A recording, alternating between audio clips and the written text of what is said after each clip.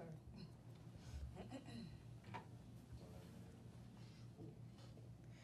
Greetings, welcome family, welcome to the Empower Hour. This is Al Kumar, and this of course is my beautiful co-host, Hanifa. We are here today. This week's topic is going to be on mentoring. The importance of mentoring our youth in particular, but mentoring others that you have information or life-changing scenarios that went on in your own life, and you feel that it's important that you can share that information to help uplift other people. So that is our topic of discussion today. But as always, we want to get you started with where we are. We are in the Elife Media studio, and that is 9185 Central Avenue in Capitol Heights, Maryland. That's right inside of the Kingdom Square Shopping Center, right off exit 15B Beltway. And then basically we have, forgive us now, we're doing some little maneuvering around here. Threw me off course. So what we do here, this is a vegan restaurant and lounge. Everlasting Life is the main hub of 3 locations. The other 2 locations are located in Tacoma Park, the Tacoma Park section of Washington, D.C., Northwest. And you'll find Vigoritos, as well as Evolve Restaurant and Lounge. Same great taste food. So just had 3 different locations. So you can pick your choice. So again, we're gonna get right started and hop right in on the topic of our discussion today, again, which is mentorship. We'll be coming back to you guys a little later with some other further information pertaining to the restaurant. And so what we want to do right now is introduce you to one of our guests here in the studio, Brother Troy X. Yes, ma'am.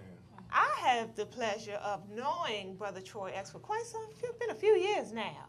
That's right. Yeah, it's been a few years, and I've heard him speak publicly. He does lectures several times, and impactful, powerful speaker. I always learn something every time I hear you speak. I know you do a myriad of different things to help and support the folks out in our community.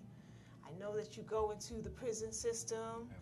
And you mentor some of the guys there in the prisons.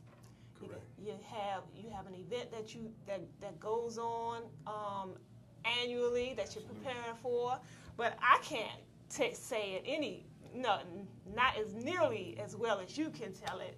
So won't you share with our audience who you are and a little bit about what you do? Sure. First and foremost, I thank Everlasting Life for the opportunity, Sister Al Kaman, your co-host, for the opportunity to share thoughts and ideas that I think is relevant for the benefit and uplift of our community. That's first and foremost, so I thank you all. And it's a black business. I must stamp that. That's right. That's very important that we support each other and allow us the freedom to share our thoughts and our ideas. As she stated, my sister Al Kamar, that my name is Brother Troy, and I'm just your brother.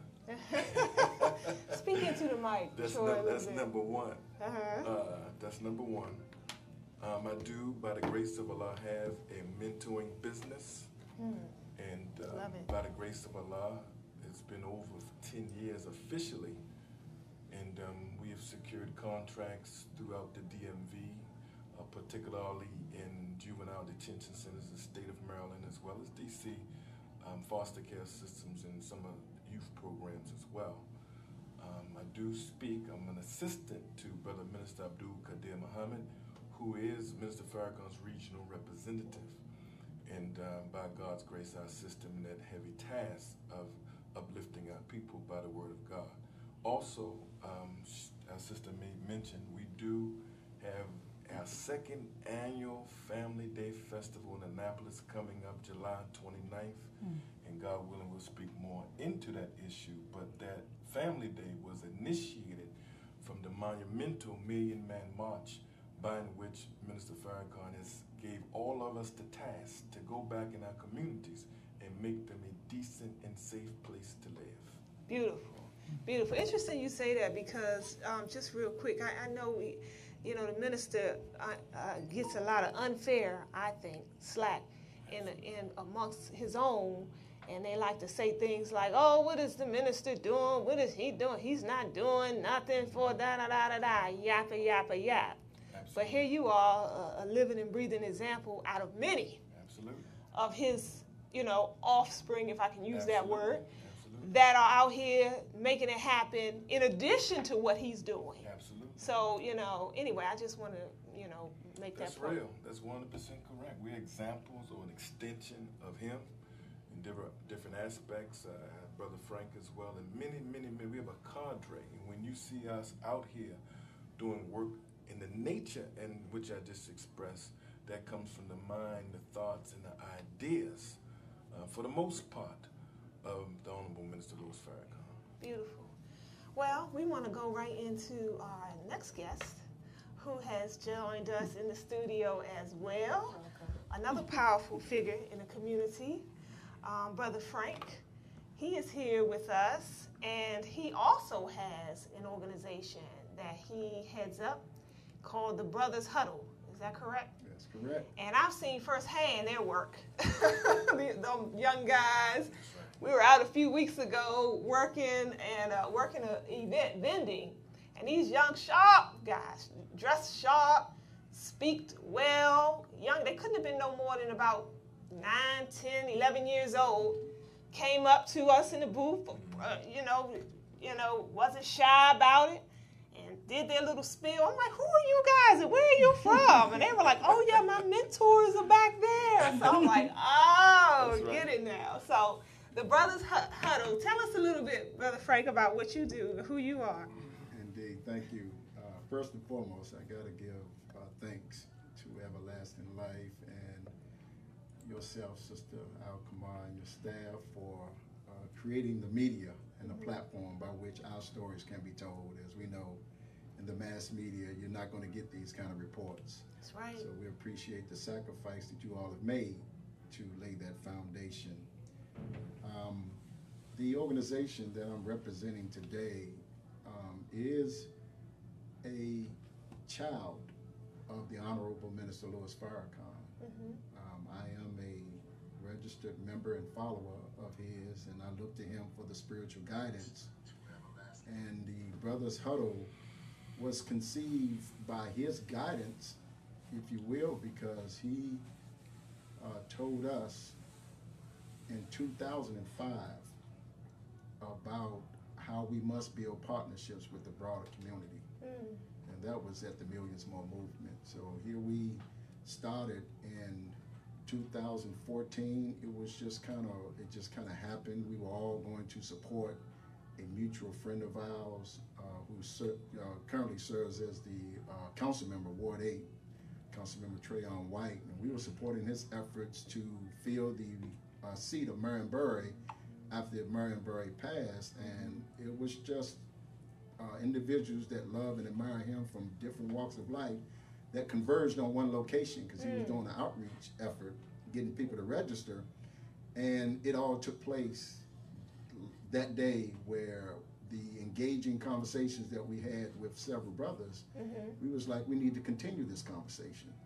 So one of the intricate members of Brothers Huddle is Stacy Smith. He's also working over at Bread for the City. So he facilitated and made sure that we had a conference room to meet in on a weekly basis. And we just determined that we were going to go out into the communities with a very unique approach. Right. And that's to go out and we do fish fries, primarily in the community of Woodland Terrace, which we know is, been having a lot of challenges over the years and even recently. And then we have spread out and reached out to other communities. So what is it exactly do you guys do as part of the organization? What is your platform? Right, our whole effort is to just go and engage. If you will call it mentoring, but generally our young brothers, it's kind of hard to get them to sit still.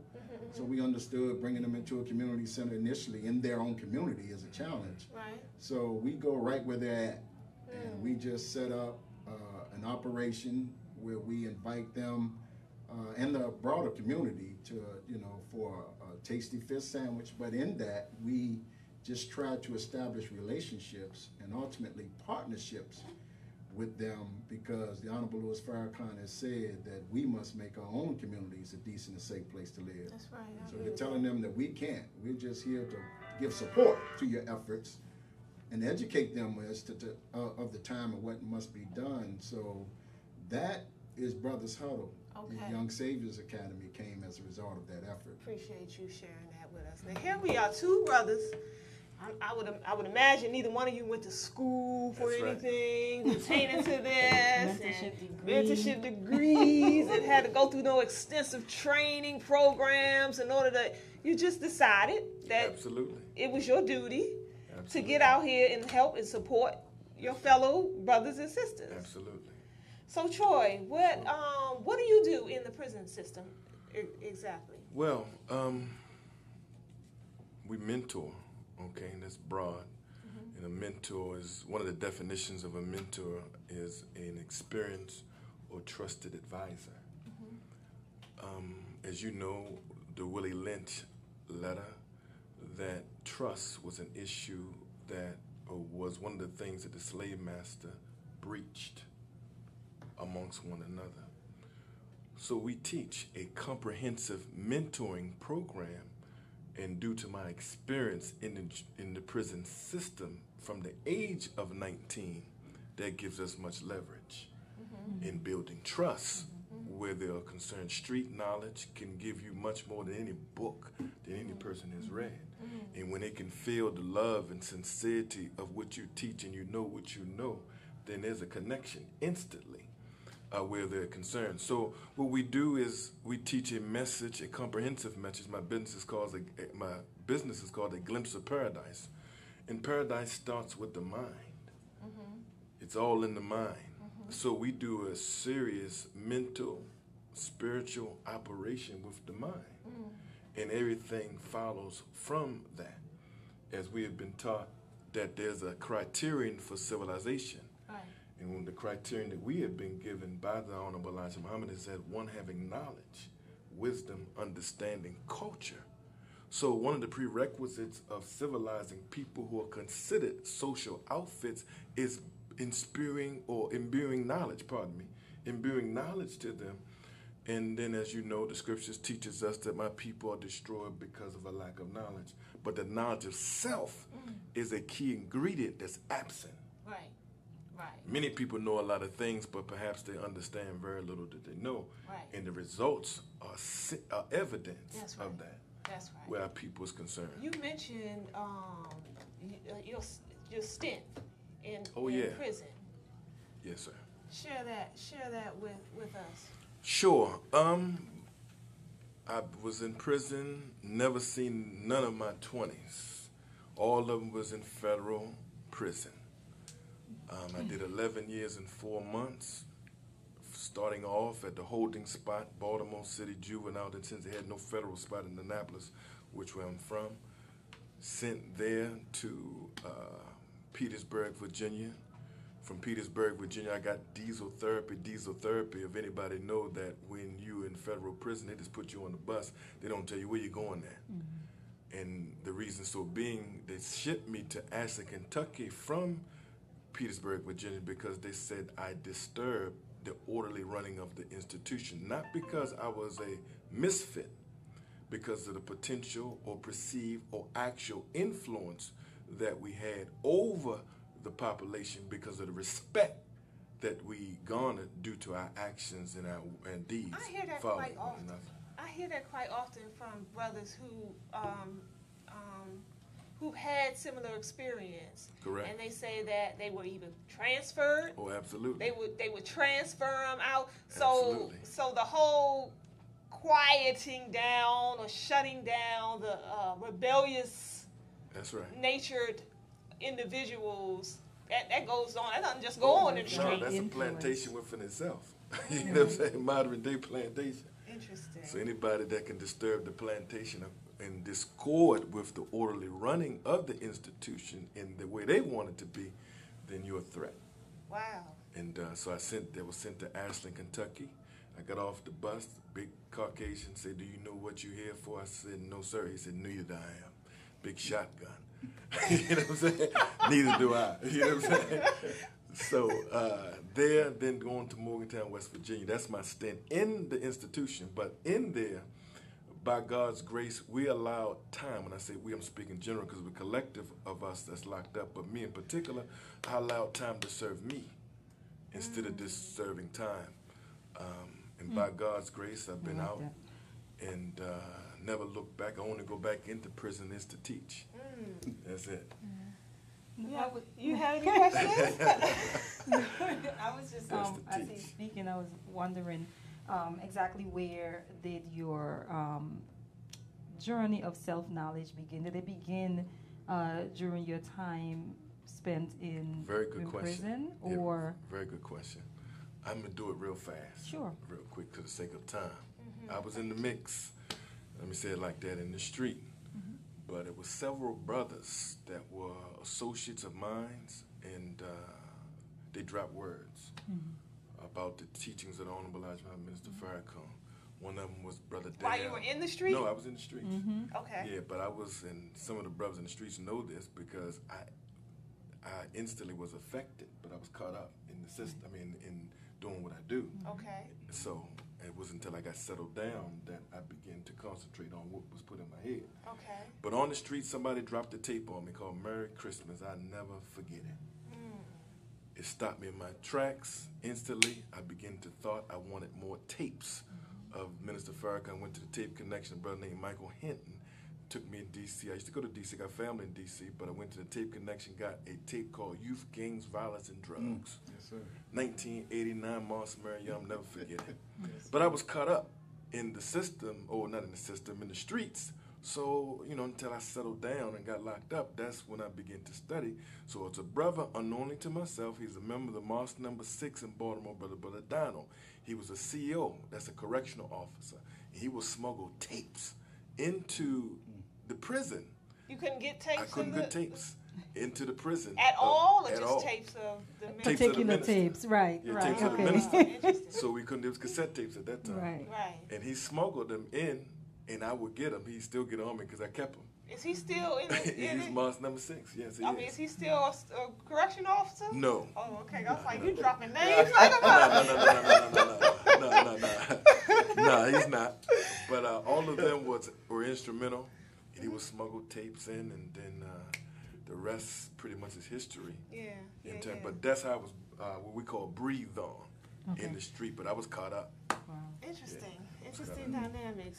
Yeah. Brother Frank, how did you get how did you get started on the whole idea of wanting to mentor others? It's by the command of Brother Farrakhan. Trust me, there's so many that I've met. He always say that I have an army that you see and I have an army that you don't see. And just getting into an organization where the majority members of Brothers Huddle are not necessarily registered members of the Nation of Islam, but they have a healthy respect for Brother Farrakhan, and we just kind of found a way to unite our efforts basically under his guidance of going into the community and standing between our brothers and the guns and teaching them how to settle their differences through conflict resolution. So it was by his command that, again, I just started yearning for that opportunity to work with other people who were community-oriented, and it just came about as a result of just finding like-minded people, but giving them the infrastructure that the Nation of Islam has. Yeah. And many times there's a lot of organizations out there that mean well, but don't necessarily have the protocol and the infrastructure. And I believe that it is by the guidance of Brother Farrakhan that we offer that, myself, into the organization Brothers Huddle. And every week, every Friday, we just going out trying to touch someone, gaining influence. So you guys go out every week? Every week, every Friday, currently in Woodland Terrace, from 7 to 9. Right. Doing a fish fry. And so anybody wanted to come in and help you guys, assist you guys, they can? oh, indeed. we're just asking for people to just show up and offer the best of what they have to offer. There's a lot of things that we have, but what you must understand is our youth are not accustomed to coming outside of their comfort zone. No. So our thing was to go right where they're at. That's Right. And whatever it is that we have to offer them in the way of guidance, mentorship, programs, then we just take it right to them in that community. Last week we brought the chessboards out, and it was just interesting to see how some of the young brothers that knew how to play chess actually took time, stepped away from their regular activity, and stepped in and sat down and played chess. This week we are launching a Books, Not Bullets. We're actually taking the book that the Honorable Louis Farrakhan, that was published from a lecture that he did entitled Black Youth in Peril, Justifiable Homicide. And we're going to invite everybody, and whosoever will want to sit down, young, old, male, female, child, adult, we're going to sit down and we're going to read that book right out there in the yard. So they can grab a fish sandwich and they can grab a book, and we're just going to do what we can just to impart and hopefully engage them enough to bring them out of that element. But as it stands, we just got to go. We always say, Brothers Huddle, we're like the first responders. Our job is like the ambulance. They're simply responsible to going in and stabilizing that victim, and then hopefully getting them to a hospital where they can get the repair that's necessary. That's right. So we're going out and we're partnering with other organizations that do have programs and things like that. But first and foremost, they want to know how much you care. I was going to say that. So it sounds to me like building the trust factor is like, Absolutely. you know, that's the first hurdle. Yes. Because we see a lot of times where people want to, they mean well and they want to do something to give back. And so they go, like they may go one time or to go feed the homeless or go do something at one time shot, where there's not a lot of time there to build trust with those who you're seeking to make a difference with. And so I'm hearing in your case that you guys go every week. So now I'm sure a lot of the community members there in where you guys meet at? Woodland Terrace. Southeast. Know you by first name basis. Yes. And are comfortable with coming up to you and talking to you about different facets of their lives and things, I'd imagine. Do you have any success stories you want to share with us? Or something that, you guys that went down that you're pretty proud of? I mean, it's very, but I can tell you this. We're going into this community that has been plagued by gun violence over the last century. And it's interesting that when we do engage the young brothers, what they've confided in me is not necessarily about violence. The number one pending issue that I believe contributes to the violence is male-female relationships. I believe that. And that's a big issue among our young brothers and young sisters. And that pressure, especially when you contribute to a life and not knowing how to handle manhood and fatherhood, that's a stressor that I believe contributes directly to their striking out in society, whether they're robbing because they got to get some Pampers or some milk. It's just some things that I've heard from the young brothers where it's not that we're just bad. It's just we don't have the guidance. No one was here to show us how to live life based on what life is requiring of us. That's right. So the success stories is them being vulnerable enough to say, I'm having problems with my girlfriend, my baby mother. Right. And I'm like, okay, I've engaged more of those conversations than I have with individuals that's, feeling, like they want to hurt someone.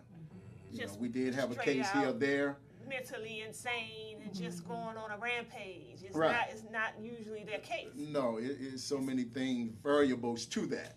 Right. As we are seeing that our people just want to know how to live. Some of us were afforded that by our upbringing, some influence. There's many who are saying, look, I can appreciate, and I've heard this come from them, I can appreciate you all coming to talk to us and not talk about us. And that's the resentment that a lot of our youth have, is that everybody's talking about or at and not really setting up that dialogue, trusting that they can handle that and that they can find their own way. So that's the success Right. that we found is that they want to hear. Yeah. They've never Honey, said, get out of here, right. we don't want to hear that. Right. They want to hear. Right. It's just, are we willing to go where they're at and engage them until they build up the trust to come outside of their comfort zone? Good because point. they've seen so many organizations Good point. come in, many times funded. But when the funding stops, They stop. the activity stops. That's my point. And that's where the distrust has come in with a lot of our youth is, okay, y'all here today, how long y'all gonna be here? Right. I've heard that so many times. Hanifa, you had something you wanted to share with us? No, I actually, as I was listening, he sort of touched on it a little bit. I was going to ask, I know every negative behavior, usually there's a need that's attached to it. And so I was actually going to ask the question as far as, yes, we're talking about violence and getting to the root of it, which I often feel is family, right? Male-female dynamic. And just, I know as they build trust, eventually those things are going to surface. They're going to come to the surface. Are there particular ways that you guys address these issues? Because we're talking issues such as violence in the home, DV, domestic violence in the home, sexual abuse in the home, you know, just a number of different things. When they do come up, how do you guys have people in place that deal with particular issues, or how do you guys address it as it surfaces? I mean, that's the ultimate challenge, because when people confide in you, they confide in you. Yes. Okay. And then, you know, it's always that fallback when you bring in someone that they're not familiar with. Right. And you got to kind of stamp them, if you will. But that's more the reasons why my brother Troy, and what he has in the way of programming is critical, that partnerships. You know, there's a lot of, quite a few organizations, nonprofits in the community, but they're not in the community. Gotcha. So Brothers Huddle is desiring to partner with them and kind of be that bridge, if you will, so that the people get the necessary help Yes. and resources that we have. But again, we're just stabilizing them Right. and working partnerships with individuals that see value in partnership. But one of the problems that I've seen, you got a lot of organizations that are kind of insecure about partnerships. There's a lot of egos that's out there that I'm the one who helped at-risk youth more than anybody else. And our young brothers sense that, and they feel that. And just the other day, we had a mediation, if you will, and one of the young brothers from the community came in, and there were some people that were called that had previous organizations, and we all met in the community, and the young brother observed from his words, man, it sounds like everybody in there balling for themselves. So he sensed ego. Wow. And how people build their fame off of their pain. Yeah, That's how absolutely. he articulated Yeah, I it. see So that a lot. we got to find those that are sincere, That is Yeah. more that can common offer than those resources. yeah, that is more common than we think. Sadly. Yeah, Yes. it is sad. Yes. I wanna get some of brother Abdul says, my brother Muhammad always on point. My dear spirit brother of Brothers Huddle and FOI NOI, hand without the pork. Black strip. You know who that is, Yes, right? that's one of the strong soldiers of Brothers Huddle right there. Yeah, and you guys, and I know he helped, Brother Abdul helped a lot with the new, what's the brother who just, the young guy just made, Trayon Yeah. White, right? Yes. Yeah, he's the, what's his title? Ward 8 Council. Ward 8 Council. Council Yeah, so he Yes. helped a He's a lot councilman? in Young in getting brother, getting him in office. He's sharp too. Oh, yes. Very sharp. Let's see. I'm trying to get the family in on the questions. Brian says, I think no one is interested in saving the minds of these young individuals or anyone. Not enough people are listening without criticism or judgment. They need people to listen and be present. Yeah, that's pretty much confirming what you was just sharing with us. Yes. Yeah. What's Go ahead. What's been your experience, Troy, as far as successfully mentoring others? I mean, how is there like a formula that you go by, or? Yeah, our experience has been, our success, we have had a modicum of success. When we say a modicum of success, there's a measure, because success is measured. But we have seen success in terms of individuals who hate themselves begin to love and respect themselves. But there's different components that's needed. That's a glimpse of paradise within itself are unable to fulfill in its entirety. I heard the minister said, don't wake a person up out of the grave unless you got something for them. Can you repeat that? Don't wake somebody up out of the grave, in the grave of ignorance, so forth and so on, unless you have something for them. Don't disturb the grave. And our objective is to have something that's long-term. Because we've dealt with individuals from in Southeast Washington, D.C., Berry Farms, where Brother Frank is presently occupied at all that area. We had mentoring program, and we were successful, me along with other sisters who work with me as a team. We've been in juvenile facilities, and by God's grace has been successful. And they're saying to me, I wish I'd been taught what you're teaching in school. I mean, I get this overwhelming. What do you teach? We teach is a basic teaching, but it's substantive in its manner and by which it's teach. I teach a basic, thorough knowledge of self that ties to God himself. And if you understand that if I respect God and I come from him, then why should I not respect you? And if I'm disrespecting you, I'm disrespecting God. So the essence of God lies in male and female. So when we understand our relationship with God, whatever name we may call him to be, then I can understand how I should relate to one another. We don't trip off of, I'm a Christian, I'm a Muslim, I'm a Hebrew, I'm a Jew, I don't believe in nothing. Well, we one family. But the essence of the Creator lies within each and every one of us. And I disrespect you, I disrespect your God. And so that resonates. We don't speak like this, and we got a methodology by which we give it to them, because our youth don't want God in the manner that has been given to them. So it's a way that you relate to them. I heard the Honorable Elijah Muhammad say, you don't give baby steak, you give baby milk. So there's stages of their development. And the rappers are one avenue by which we connect with them, because all of them listen to the rappers. Yes, they do. So we can pierce through the words of rappers and Jay-Z's. I know people hating on the brother. They always find somebody to hate. You know what I'm saying? He's Illuminati, whatever they may say or whatever, but we cannot deny the fact that he dropped some jewels. That's right. A whole bunch of jewels in there. And whether you want to say it's this, that, and the other or not, the fact of the matter, he put jewels out in the airwaves. Right. That all of us can connect to, who are striving to be conscious. And he has a strong influence on the youth. Absolutely.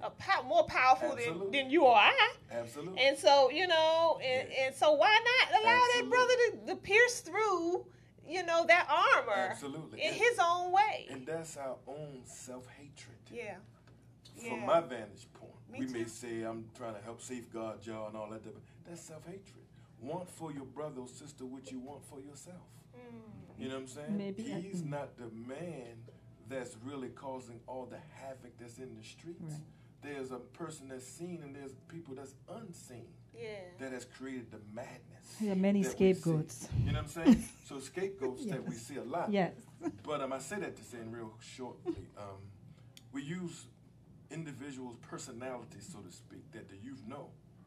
And we pierce through their raps and pull up certain words that they said and show certain respect that they got for certain leaders that we may want them to listen to. Right. And of course, when they see them listening to a Minister Farrakhan or someone of great stature, Claude Anderson or what have you, then they gravitate towards that message. Right. So it's a methodology Right. that we use. Right. And they receive that. Yeah. So, Brother Troy, I have Yes, a ma'am. question about, so you go into the prisons and you mentor pretty much. And so are there programs in place after maybe their No. time served? Very few. Or are they Very few. encouraged to transition from mentee to mentor? I'm assuming that you give them Yeah, something positive correct. to do, because that's our program. Okay. Glimpse of Paradise. I have several individuals who work with me, and one of my partners, Brother Bakari. But that's our objective. Okay. I have 2 businesses by God's grace, but I can't employ all of them. Right. So, and all of them may not want to be in the part of business that I'm in. You know what I'm saying? But what we do, we can show them how to start a business. Right. And what we're striving to do is connect them with black businesses or anyone that will hire them Good. as a start. Good. That's what we can do, considering that we can't provide everybody a job that will allow them to escape the reality that they once lived prior to coming into juvenile detention. Most of that life is street life, so to speak. So they need opportunity. They want to work. Yeah. I want to take a quick moment to share with you guys just a little bit more about where we are again. We're at Everlasting Life. This is the Elife Media studio. The hotline number, if you guys want to call in and get in on this discussion. The studio hotline number is 240-455-5934. That's 240-455-5934. As you see, I'm doing a little punk rocky thing today. Can you guys see that? You see that cute little butterfly? Miss Hanifa here created these earrings. Yes, so I did. I just fell in love with it. And one says, I use this butterfly. So yeah, she makes all kind of cute little spunky stuff like this. Hanifa, share with them where they can find your handmade custom products. Yes, if you're interested in statement pieces, mainly earrings, you can visit my Etsy shop. It's at thingsforthejourney9.etsy.com. That's thingsforthejourney9.etsy.com. All right, now you guys also, we do this each and every week. This is the Empower Hour talk show.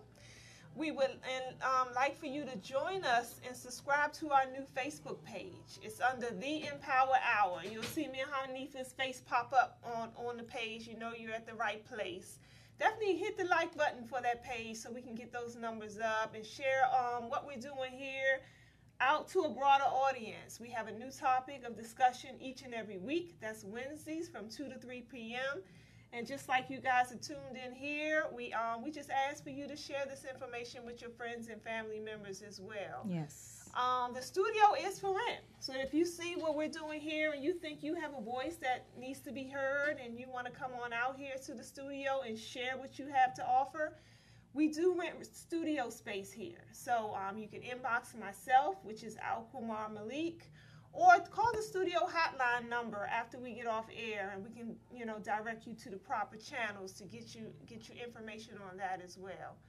Okay, so again, we're at Everlasting Life. We have our Solstice Shopping Bazaar that takes place the first Saturday of each and every month.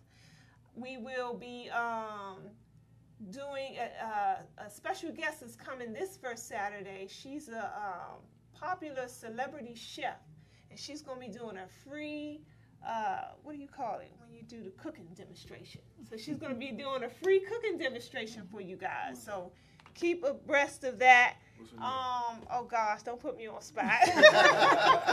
More information about who she is, and I know she's been I think she's been on the Oprah show. She's done a lot of work with a lot of the celebrities and things like that. She stays busy, but I'll keep you guys posted on who that is.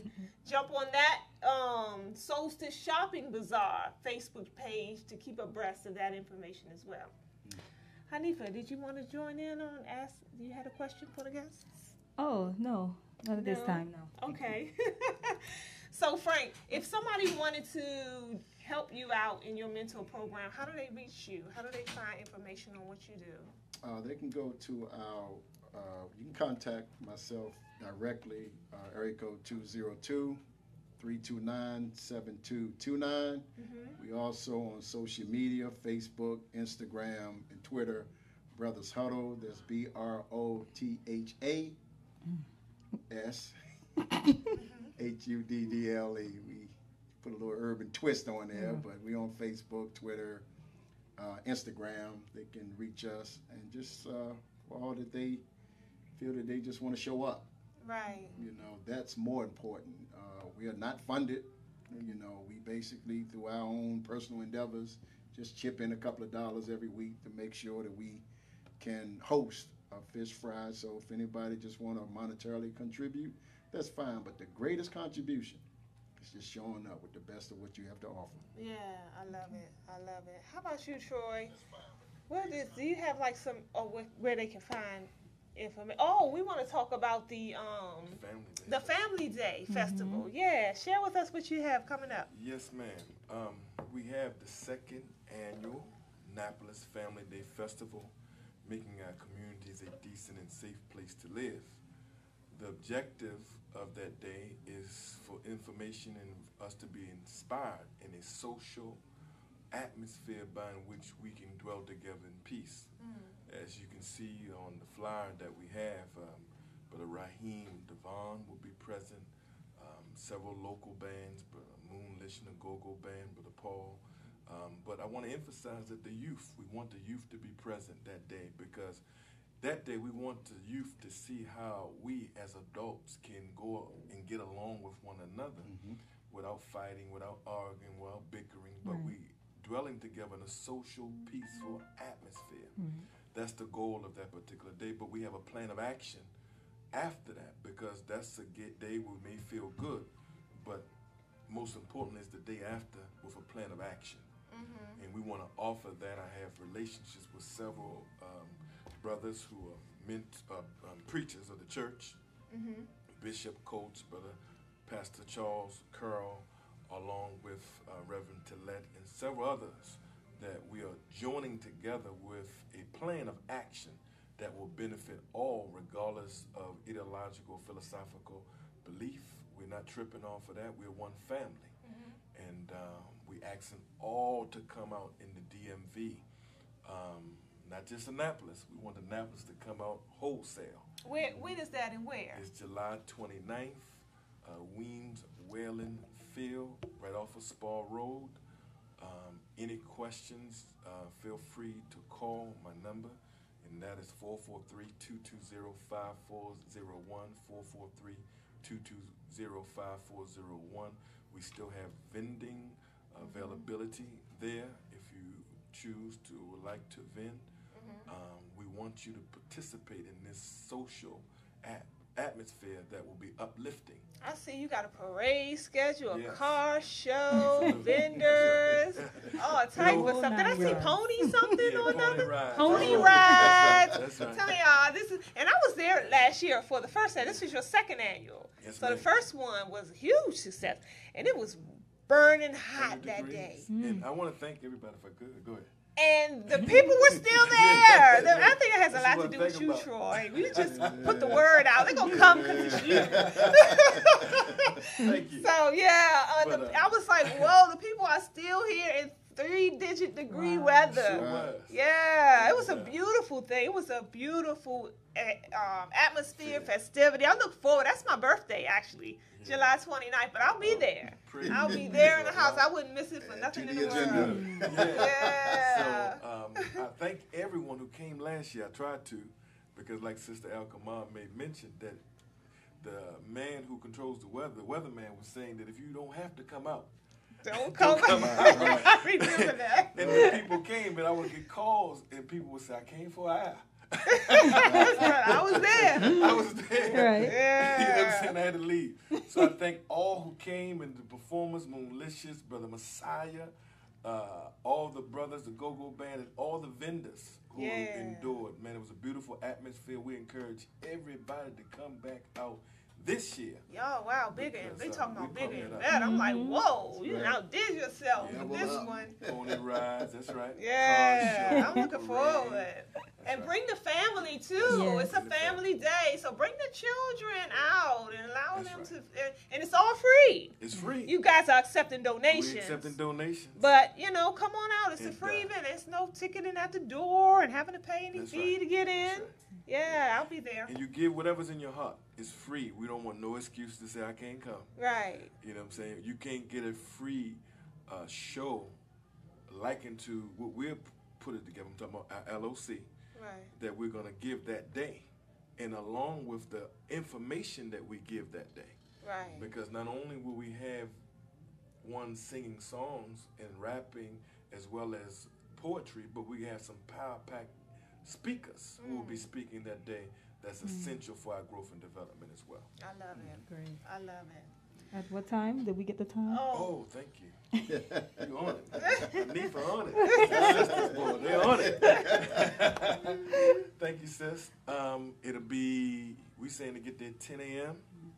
That's the parade starting. And we have several marching bands that will be participating in the parade. I'm working on, we don't have it yet, some African drummers to bring us in properly. Right. So that's what we're working on as well. But 11 a.m., 10 a.m. rather, starting time 11. Don't wait. Right. Don't wait. Come soon as you know the doors are open, so to speak, because the vendors will be there. And you want the opportunity to go and see what they have to offer. Right. And they just won't have food. They will have some various things that I think we need. We had information booths as well that we were dealing with finance, dealing with health as well. We have some nurses that will be doing free blood pressure checking as well. Oh, wow. And of course, you got Malik's fashion. Of course. I'm in the house. You know that, right in the house. You guys may not know, but this show is centered around the community. So we, one of the things we do is we pull the community in with their questions. So we do have a Facebook question from Alex. He says, Muslim with a question mark. No, I'm sorry. Let me get that right. He said family, but he's Muslim. So I guess he's saying, like, how can you, or where here it is, one family with a question mark, but he's a Muslim. Ask him about Kemet. Anybody want to take that? Alex. Let me say this in a nutshell, that we don't believe that a Muslim is defined by landmass. We believe a Muslim is defined by the nature in which they are created. And as human beings, we're created to submit to do God's will. Whatever label we put on it, that's our business. We believe that our people are one family, as the scripture says, one Lord, one faith, one baptism. And that's what we represent. We don't set trip. My mother was a Christian. I got brothers and family that are Christians and whatnot. And we love each other. I got friends that are Christians and non-Christians and Hebrews and whatnot. And we love each other. We talk with each other. And that's what we need to come out to see. Not what the media gives us. You come see live, in color, how we socialize with one another, not tripping off labels that don't mean nothing. Right. I love it. Mo says, what is the best way to encourage our men and women to do for themselves? Yeah. What is the Either best one way? can. What is the best way to encourage our men and women to do for themselves? To demonstrate it. I believe that entrepreneurship is our nature.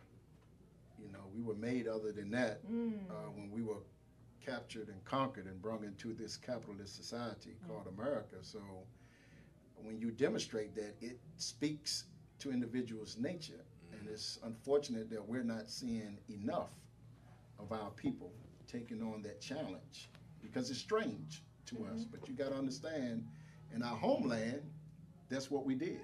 We were all producers. Good teaching. Right. And in producing, we just had a system where we had bartering, where if you offered this and I had this, then we would find a fair exchange. Right. So the best way to encourage it is to be an entrepreneur. And that way, it gives everybody an opportunity. One of the things that's tricky about how we just only use the language of jobs. Right.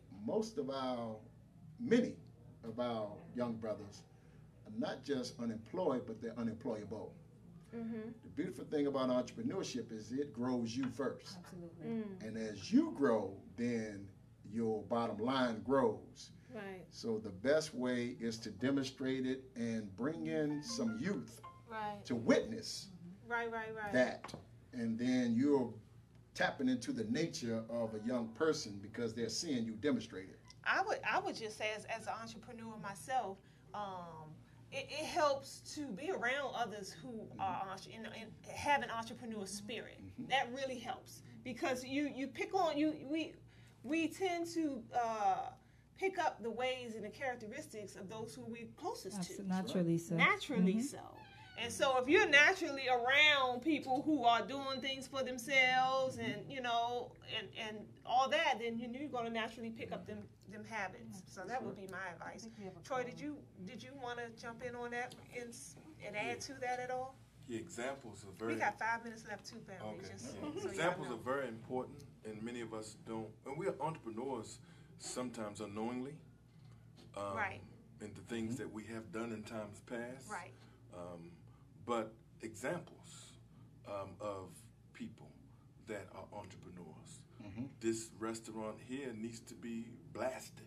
That's right. You know what I'm saying? A black man owns a restaurant by which, or 3 restaurants rather, and that needs to be known. Right. And a media How station. many youth know this? They needs to know that. So when I see that where there's no vision, the people perish. So if you got vision of what was or what could be, then I have the realm of possibility of what I could do. Right. Good teaching. I think we have a caller on the line. Caller, what's your name? Where are you calling from? Peace and blessings, family. This is Wasita. Peace, Sister Wasita. Hey, I just wanted to real quick give a shout out to Brother Frank. I don't know if you remember me, but I used to be I'm the former co-chair for the 10,000 Fearless at the Mob number 4 on Pennsylvania Avenue in D.C. And I had the honor and privilege of actually coming out to some of the fish fries and supporting and working side by side with Brother Huddles. And they do amazing work, dedicated, loving, caring, respectful. So I just wanted to say hello and to also give him a huge thank you for the work that he do. And also for someone had put on Facebook a question about how can we be one family. I want to say that it is true. We are one family. First of all, for me to be the co-chair of the 10,000 Fearless, I'm a female, number 1. And number 2, I'm also a Christian. So I always say that it's about God's work. It's not about man's separation and religion. That's right. Good teaching. And yes, we are one. If we want to be honest, we want to do for our brothers and sisters what we want done unto us. So we must be of service and be that vessel, regardless of, quote, man-made faith. There's one God, one love, one people, and we must come together with that attitude. Stop letting society divide us. So I just wanted to call in and thank both of the brothers for the amazing work that they're doing. And also, you know, I can't leave without giving a shout-out to my sisters, Alkama and Sister Hanifa. You guys rock. Come on. Thank you, God. Thank you, Wasita. We appreciate you always chiming in and supporting us and being a cheerleader for what we're doing here. Yeah, there's some questions on family. This topic is about mentorship. And I see they want to go into slavery and the continent of Africa. We need 3 more hours for that. So another show. Right, it's another show. If you guys want to have any questions pertaining to mentoring our young people, we would love to hear anything you guys. If you have, are you guys mentoring? We want to hear about that. Yeah. There's a reason why we think like that. You know what I'm saying? That's the reason why we think like that. And that's the reason why the children are in the condition that they're in. Because of thoughts of like that. Right. Like what? That we're divided. Yeah. You know what I'm saying? And we help to divide. Yeah, we help it with by that type feeding of that rhetoric, mindset. I think. Now to understand there's a commonality or commonness that runs through all of us. And if we can pull at that common thread, we'll say oneness. But shallow thinking, with no disrespect, but reality is what it is, from my vantage point, this allows us to make progress where progress needs to be made. Too many distractions. Yeah. So we're focusing on the divides, and we're making the gap even wider. So we're actually hurting our efforts of unity. Absolutely. When we go into and we'll get mad because we ain't speaking to it. Yes. You know what I'm saying? Yeah, it's unfortunate. Okay, well, we got 2 minutes left. If you guys wanted to share any parting words with the family, or yes, sir. I certainly will, real quick. I am just one individual, Brothers Huddle. I just want to give a shout out to so many others that are sacrificing every Friday. Certainly, Brother Abdul Kareem, he's out of town, wasn't available to be here today.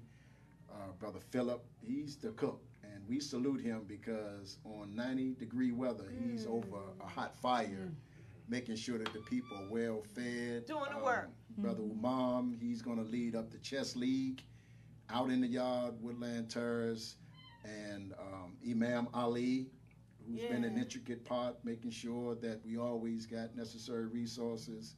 And there's many others. Yeah. But I just wanted to make sure we give a shout out to those brothers. We're all equal partners. Right. We're just bringing our aspect to it. And Brothers Huddle, even itself, may suggest that it's at the exclusion of women, but it's basically by the cry of the Honorable Louis Farrakhan in 1995. He asked the men to stand up. And what I've met in the community is many times there's women in the community that's trying to uphold that and be the mother to those boys. We're not saying at the exclusion of women. We're just saying as men, we need a little to more sound the alarm and show up I agree. and give our women some relief in that. I got So, that. So I'm imagining the difference it'll make if every single inner city community had a Brothers Huddle there once a week. To, you know what I'm saying? That's the vision. And this thing could That's the expand and do more and, you know, touch more people, the difference that could make. Yes, I appreciate you guys doing what you do. Yes, thank you. I want to thank you and your Sister Hanifa Yes. and our brother for allowing this opportunity. And I like to say it with Brother Frank has said, too, that I represent the LOC, which is the Local Organizing Committee. There's many members that we have. We have some core members, though, that I must give deference to because they're the ones who allow us to do what we do in the community. And they are helping tremendously to make the family day what it is. It's not just Brother Troy. I may just be the out front one, so to speak, but of us, all of us collectively is making everything happen. But once again, thank you all for a beautiful show and hosting us. I must support you all. Yeah. All right. All right. Yeah, that's a must. Well, that's our show for this week, family. Again, tune into the Empower Hour. We do this once a week, every Wednesday from 2 to 3 p.m. You can find us right here, same time, same place. And until next time, make sure you come out to that Family Day, July 29th. And until next time, peace and love. Peace and love. Thank you.